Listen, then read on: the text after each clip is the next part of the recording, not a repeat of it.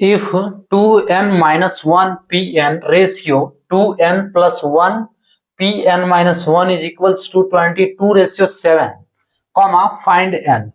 Hello dears, topic जो continue है permutations and combination, algebra का टॉपिक है क्लास 11 से। इक्वेशन दिया हुआ है, इस इक्वेशन से n निकालना है। क्या होगा n? तो ये जो इक्वेशन दिया है, यहाँ जो दो टर्म है इस इक्वेशन के, ये किस फॉर्म में है? एनपीआर के फॉर्म में। और एनपीआर का फॉर्मूला क्या होता है? एनपीआर का फॉर्मूला होता है फैक्टोरियल n बटे n माइनस आर का फैक्टोरियल, जहां पे फैक्टोरियल n क्या है? Factorial n equals to n into n minus 1 into n minus 2 dot dot dot 3 into 2 into 1। ये है फैक्टोरियल n निकालने का फॉर्मूला। अब क्या करना है इसमें? देखो, इसमें n बराबर क्या होगा? इस टर्म के लिए n बराबर क्या होगा? 2n माइनस 1, ये ऊपर वाला, और r बराबर n होगा। r बराबर क्या होगा? n। इस टर्म के लिए n बराबर 2n प्लस 1 और r बराबर n माइनस 1। अब इस फॉर्मूला के अनुसार पुट करते हैं, ठीक है। npr बराबर फैक्टोरियल n बटे n माइनस r का फैक्टोरियल। तो फैक्टोरियल n है ना, फैक्टोरियल n, तो फैक्टोरियल n की जगह पे 2n माइनस 1, 2n माइनस 1 का फैक्टोरियल बटे n माइनस r का फैक्टोरियल। तो n की जगह पे 2n माइनस 1 माइनस r, तो r की जगह पे क्या है? n है, सो माइनस n का फैक्टोरियल। अब देखो, इसको सॉल्व भी कर दो, 2n में n गया तो n बचा, सो फाइनली क्या हुआ? n माइनस 1 का फैक्टोरियल। क्लियर? कोई दिक्कत नहीं। अब क्या है? इसका रेशियो है, रेशियो यानी कि डिवाइड कर दी। इस टर्म के लिए n क्या हो गया? 2n प्लस 1, सो 2n प्लस 1 का फैक्टोरियल, नीचे वाला बटे n माइनस r का फैक्टोरियल। तो n के रूप में 2n प्लस 1 माइनस r के रूप में n माइनस 1, तो माइनस n माइनस 1। अब इसको सॉल्व करो, अगर ब्रैकेट हटाएंगे तो माइनस n होगा, और माइनस माइनस प्लस 1 का फैक्टोरियल।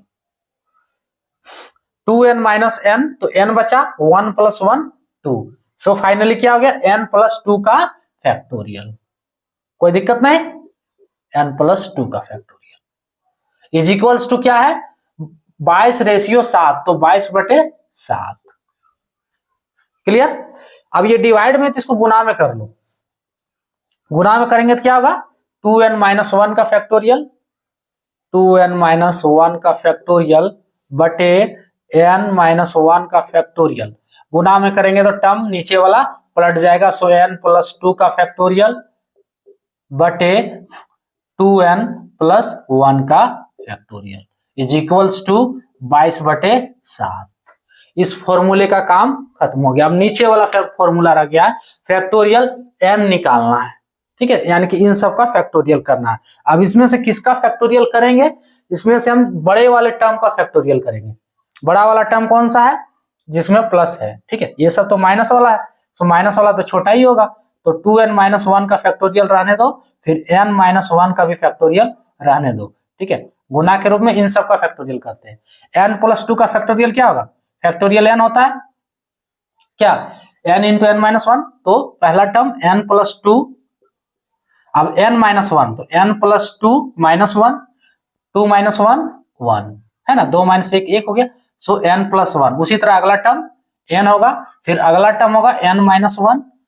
अब यहीं पे इसको रोक दे रहे हैं हम, n माइनस 1 के फैक्टोरियल तक ही। क्यों रोक दिए? देखो, नीचे n माइनस 1 का फैक्टोरियल है।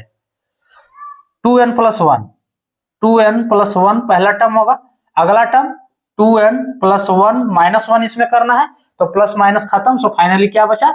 2n बचा, तो ये हो गया 2n। उसी तरह अगला टर्म 2n माइनस इसमें 1 हो जाएगा,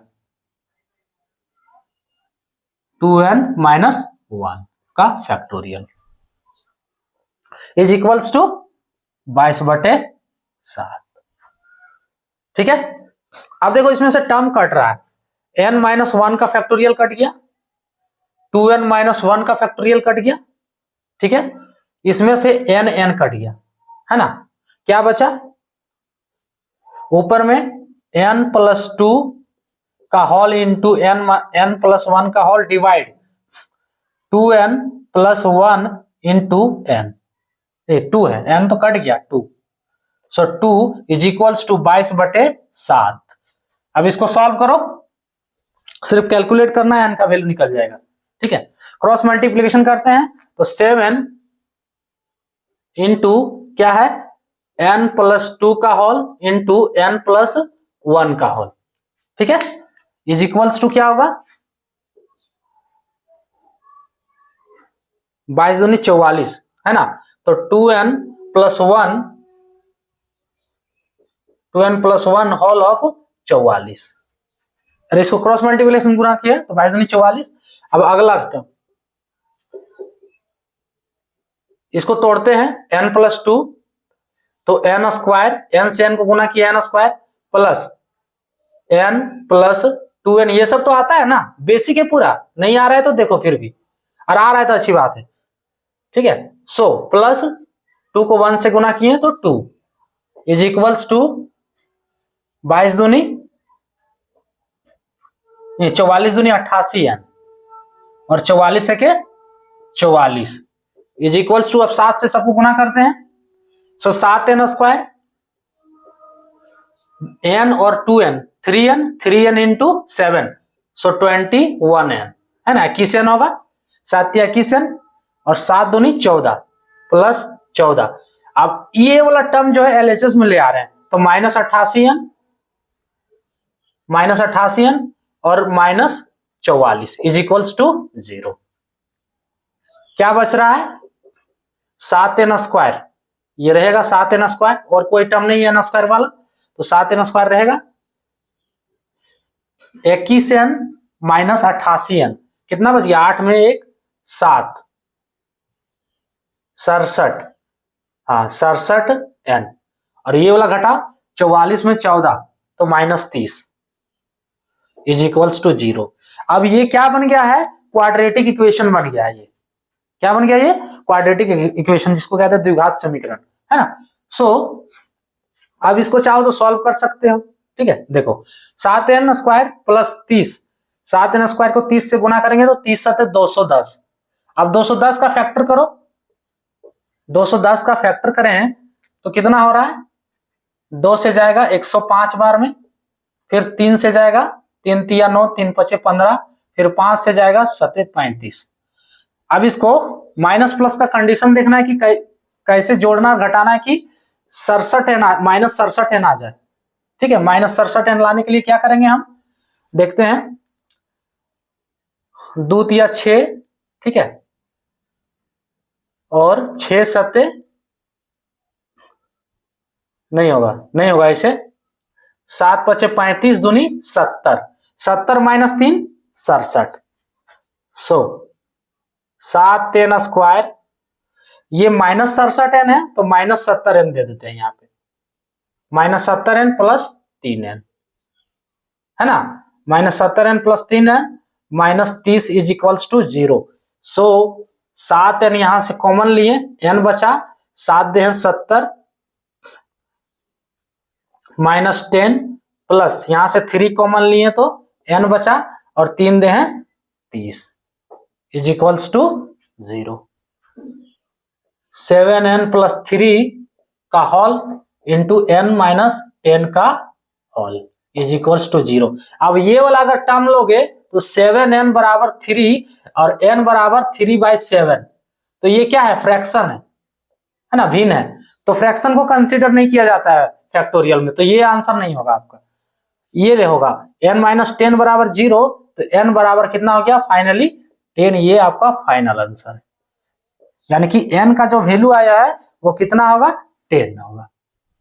क्लियर, इसमें क्या करना है, देखो ये किस फॉर्म में, NPR के फॉर्म में, जिसका फॉर्मूला यहाँ पे रखे हुए हैं, n निकाल लिया, r निकाल लिया दोनों टर्म से, और इस फॉर्मूले पे हम बैठा दिए, है ना, सॉल्यूशन भी किए हुए, इसका सॉल्यूशन करके ये फाइनली आया। अब इसको डिवाइड में है तो इसको गुना में कर दिए, गुना में करने के बाद हम फैक्टोरियल किए, किसका किए, बड़ा टर्म का फैक्टोरियल किए, इन दोनों का किए, छोटा का नहीं किए।